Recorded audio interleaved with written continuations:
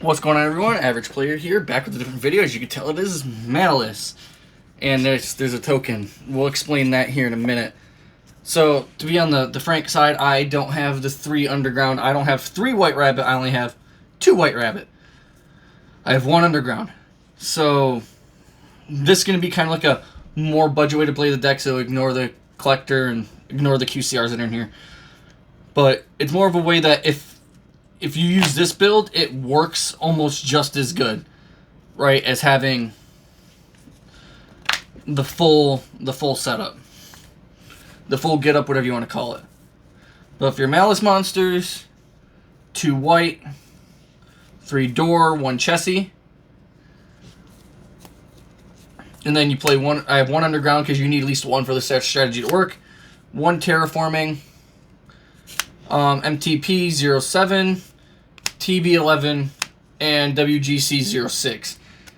That is basically it. If you want to play the correct amount, it'd be 3 underground, and you can basically cut terraforming, and it'd be 3 white rabbit. But I'm gonna show you cards that you could play in place of not having the white rabbits.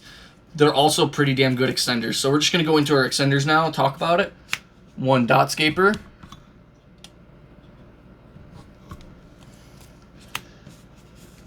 2 Parallel Exceed, 1 Code of Soul. So the Parallel Exceed are in this build because I don't see them in actually any other build ever. Compared to having Dotscaper and Code of Soul, these are good as the replacement for the white rabbits, but they're also good for extenders. So when you initially link summon,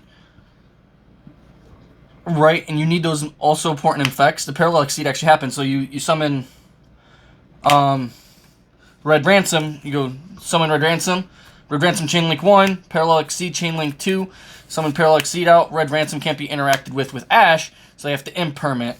And since you have the Exceed on board, you're basically allowing yourself to still extend into that Druid Swarm that you ever so lovely need. Or ever so slightly need. Not Druid Swarm, well, Terahertz. Because I was saying, Druid Swarm right here, the Bestial package, you can always play 2 Druid Swarm instead of the Ball Drake, but I like Ball Drake. It's basically a pseudo summon negate, so that's why I like it. And now for the package that involves the token, we're playing Adventure. So, 3 Water Enchantress, 2 Right, 1 Fateful, 1 Wandering Griffin, 1 Dracoback. I'm going to spread this out a little more. I forget that I'm a little bit zoomed out compared to normal, so. But the 3 Water Enchantress, the Water Enchantress actually, and the reason why I do this package is not just the Water Enchantress, is because when you use Right, you can't activate the effects of monsters on the field unless they're special summoned. And basically the whole deck, right? You got cards in here that allow you to do the special summoning. You know, all the Maliss cards special themselves out from Banish. Obviously, we're going to be playing cards like Gold Sarcophagus, stuff like that. And like I said, with Parallel Exceed being in the deck, then you have any option that you have to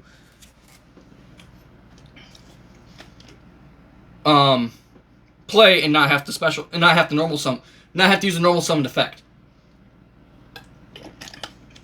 So theoretically, you can still normal summon a monster, and you can still always link it off. Right? So you can, like, let's say normal summon Dormouse, link it away for Decoder, make Splash Mage, some way, shape, or form, summon back, and then you can make your link 3. So that's always there. And this is just there because, like I said, I don't have the whole other package. So I'm playing this instead. I don't have the 1 Rabbit, and I don't have the 2 Underground.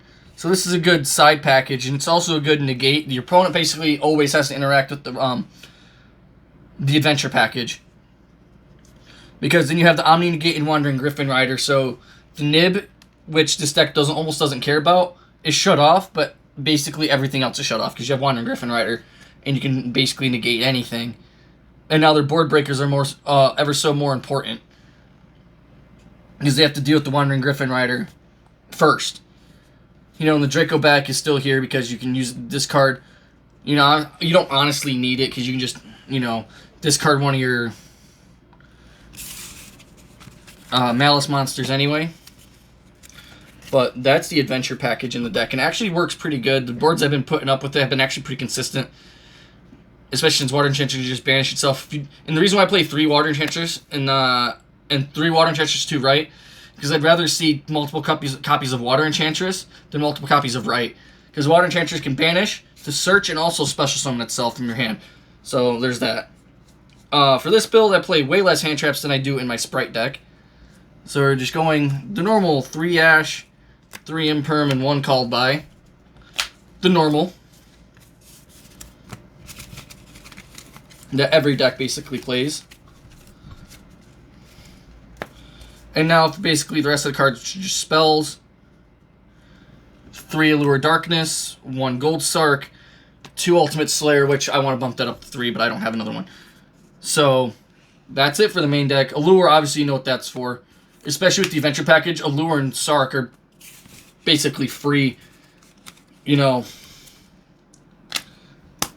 they basically allow you to play through the adventure package. You just banish the Dormouse off of Gold Sark, summon it back, and then do whatever you need to do. Don't have to say anything about the token. It's a token. But for the extra deck, it's 95% Link monsters. So we're just going to try to zip out the Link monsters. Run 1 red, 1 white, 1 Hearts Cryptor, Link Spider, Link Decoder, IP, SP, Splash Mage, Lizardos, Firewall, Access Code, and that is going to be Terahertz. But I don't have Terahertz.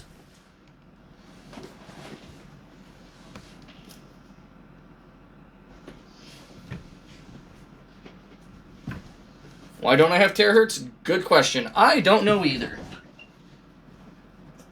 Excuse me, because I just dropped some cards. Actually, I just don't have a copy of Terahertz. One of my buddies is looking for an extra copy that he believes he has. So, that's a plus. So, Terahertz is always going to be in the deck. You need it. You don't have it, then you basically can't play. But for the Ultimate Slayer targets, 1 Malong, Draveswarm, and Aggregator. The Draveswarm and Aggregator can be dumped off the Terahertz. So when you summon Terahertz, first thing you want to dump is the Draveswarm to get that Spell and Trap Negate live in your graveyard. And then when your opponent starts doing things, you can dump the Aggregator off of the Terahertz. Sorry, it's been a long day. My brain's still kind of not working properly.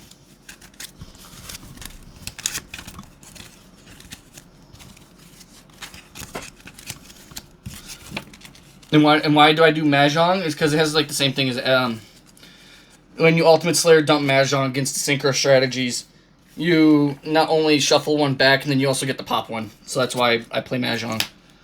Now for the side deck, it's almost the same side deck that I normally run, just a little different for the Maliss strategy. 1 Perulia, 3 Pank, because I finally got the 3 QCR, but the Pank has to be there. 3 Shifter. That's for our monsters. The next is just all basically like a whole package together. You gotta have the 3 Crossout, 1 Lancia, 1 Chaos Hunter. I know, because Chaos Hunter is an activating effect to special summon itself. When they Chaos Hunter you, they go activate since you special summon Chaos Hunter, and you just go cross out Chaos Hunter and you banish Chaos Hunter. They go Lancia, you go cross out Lancia. So.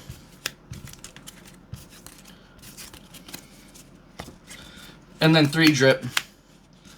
You know, it's just typical side, but anyway, let me know what you guys think. It's a little bit of a different deck than what you're normally used to me seeing me play. So let me know what you guys think down in the comments section. Let me know if I still suck or whatever. But as the channel says, I'm an average player, so see y'all later.